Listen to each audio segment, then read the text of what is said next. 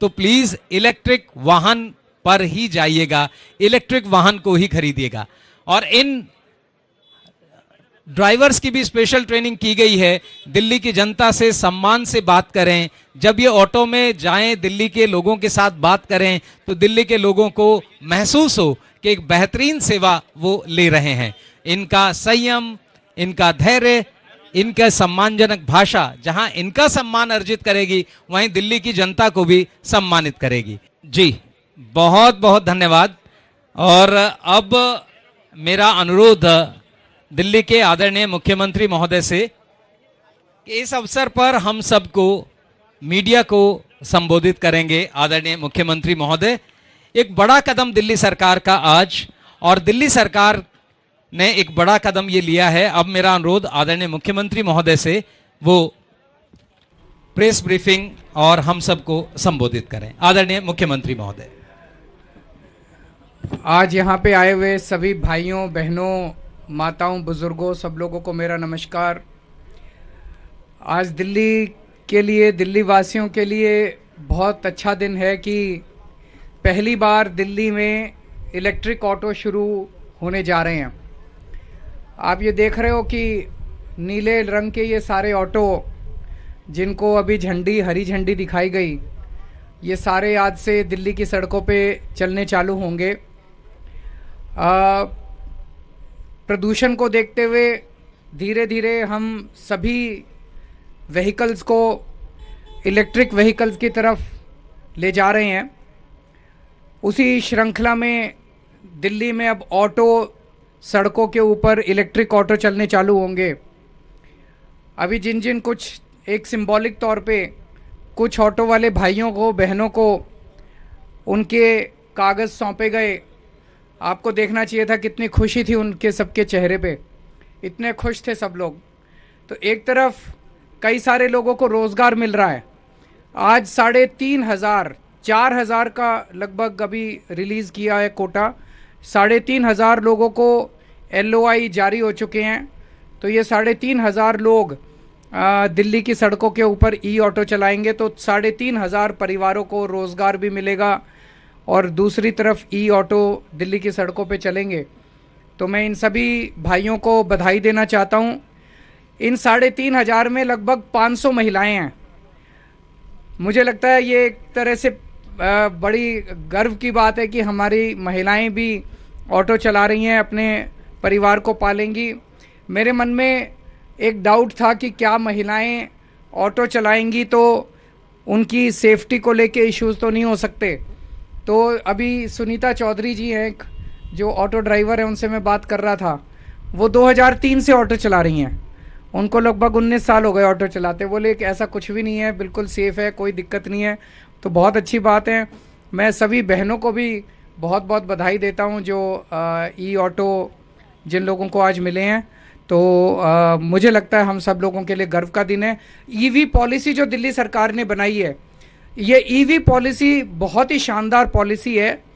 पूरे देश के अंदर इसकी तारीफ हो रही है और अब दिल्ली को ईवी कैपिटल ऑफ इंडिया माना जाने लगा है। दिल्ली देश की राजधानी तो है ही, लेकिन अब ये ईवी कैपिटल भी माना जाने लगा है। और हमें ये लगता था कि लोगों को थोड़ा टाइम लगेगा। हम कहेंगे भाई लोगों को, भाई अगर नई गाड़ी खरीदनी है, नया कुछ खरीदना है तो इलेक्ट्रिक व्हीकल खरीदो। लेकिन जितनी तेज़ी से लोगों ने दिल्ली के अंदर इलेक्ट्रिक व्हीकल खरीदने चालू किए, उससे हमें भी आश्चर्य होने लगा है। पहले साल के अंदर ही जब से ईवी पॉलिसी लागू हुई है, इस साल जो व्हीकल्स खरीदे गए टोटल दिल्ली में, उसका 10% व्हीकल इलेक्ट्रिक व्हीकल लोग खरीद रहे हैं। तो लोगों के अंदर भी इलेक्ट्रिक व्हीकल को लेके काफ़ी उत्साह है। इसका मतलब जो हमने ईवी पॉलिसी लागू की है वो सही पॉलिसी है, वो लागू हो रही है, उसको लेके लोगों के अंदर उत्साह है। तो ईवी पॉलिसी भी बड़ी अच्छी है और पूरे देश के अंदर अब जगह जगह दिल्ली की तर्ज के ऊपर ईवी पॉलिसी लागू की जा रही है। अगर मीडिया के साथियों के कोई एक दो प्रश्न है तो आप पूछ सकते हैं।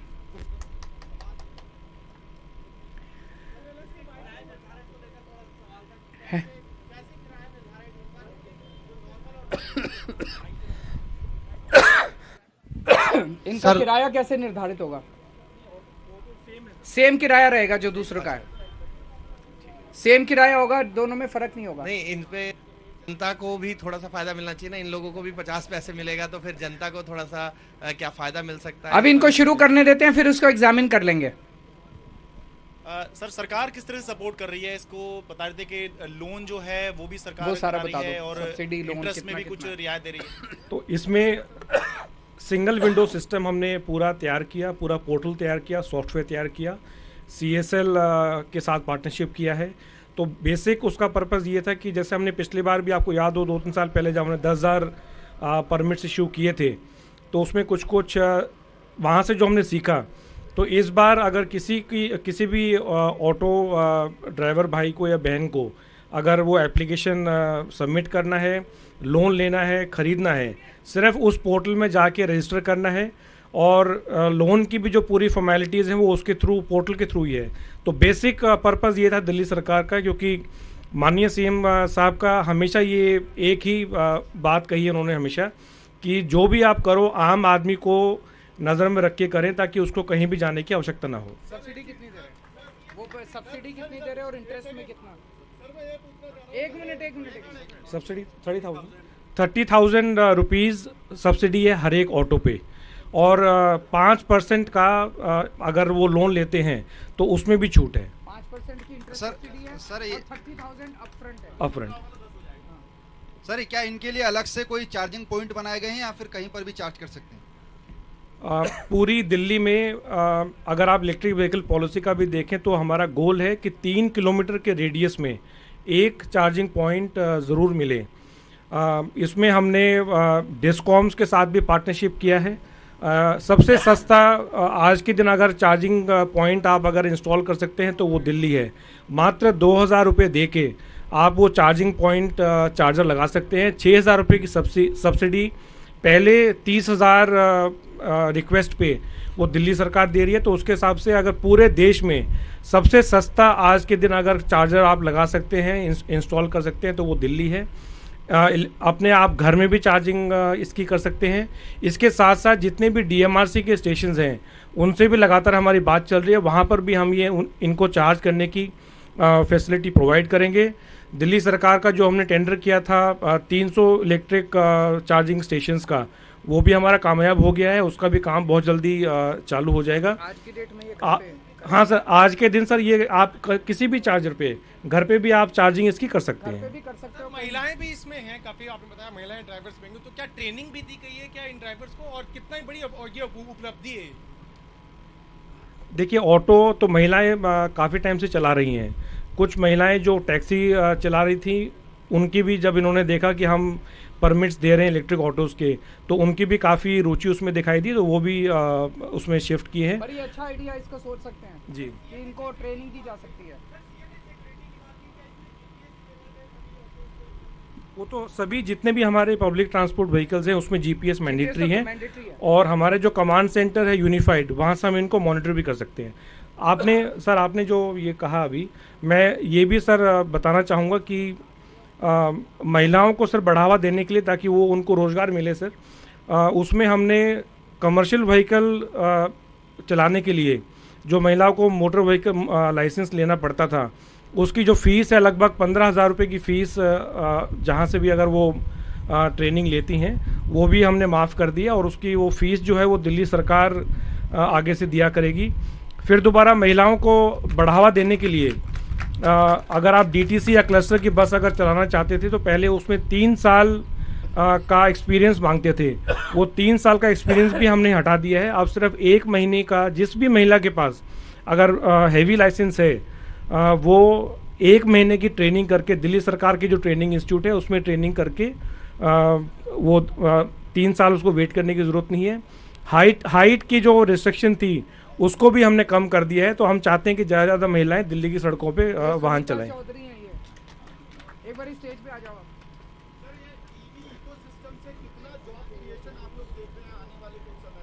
इससे बहुत काफ़ी होगा। मेरे पास अभी इमीडिएटली तो डेटा नहीं है। माननीय उप मुख्यमंत्री जी ने, ये सुनीता जी हैं, कितनी छोटी हैं, तो हाइट भी कम है, और 2003 से चला रही हैं ये auto. 45,000 jobs in 5 years out of only electric vehicle policy. Sir एक सवाल मेरे को लगता है इससे ज़्यादा ही होगा, बिकॉज एंसिलरी इतने बैटरी के और इसके इतने सारी दुकानें खुलेंगी। एक सवाल इससे अलग है, यहाँ सभी जानना चाह रहे होंगे, कल आपके घर पे हमला हुआ है तो उस पर क्या कहेंगे सर? देखो, केजरीवाल इम्पोर्टेंट नहीं है। मैं बहुत छोटा आदमी हूँ, इस देश का एक आम नागरिक हूँ। देश के लिए मेरी जान भी हाजिर है, लेकिन मेरे को ये लगता है कि इस तरह की गुंडागर्दी से देश आगे नहीं बढ़ने वाला। हमें अगर देश को आगे ले जाना है, 21वीं सदी का भारत बनाना है, तो प्यार और मोहब्बत से सब लोग मिलके काम करेंगे तभी देश आगे बढ़ेगा। 75 साल तो खराब कर दिए हमने देश के, गंदी राजनीति करके, आपस में लड़के झगड़ के, मारपीट करके, गुंडागर्दी करके। अब अगर दुनिया की सबसे बड़ी पार्टी और देश की सत्ताधारी पार्टी ऐसे राजधानी के अंदर इस किस्म की गुंडागर्दी करेगी, तो युवाओं के अंदर क्या मैसेज जाता है? एक आम युवा क्या सोचेगा? वो सोचेगा यार यही सही होता होगा। ये गंदा संदेश जाता है। इस तरह से देश की तरक्की नहीं होती है। Thank you.